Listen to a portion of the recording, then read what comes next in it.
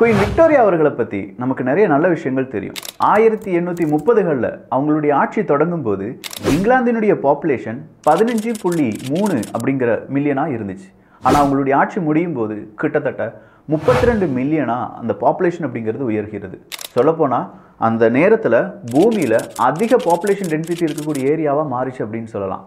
இதற்கு காரணம் அந்த குயின் விக்டோரியா அவர்களுடைய காலத்தில் நிறைய பேர் செக்ஸ் வச்சுக்கிட்டாங்க அப்படிங்கிறது இல்லை.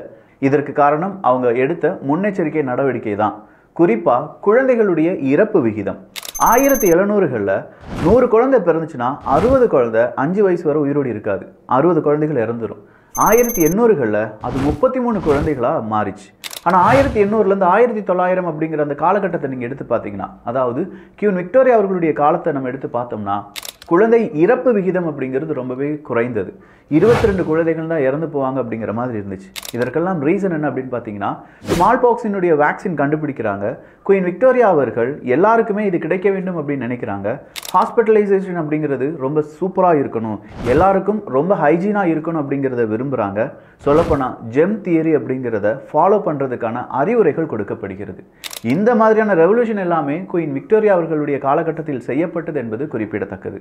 இதனால தான் அந்த காலகட்டத்தில் பாப்புலேஷன் அவ்வளவு growth ஆச்சு என்பது கூடுதலான தகவல். இதே மாதிரி இன்ட்ரெஸ்டிங்கான ஃபேக்ட்ஸுக்கு நம்ம சேனலை சப்ஸ்கிரைப் பண்ணிக்கோங்க.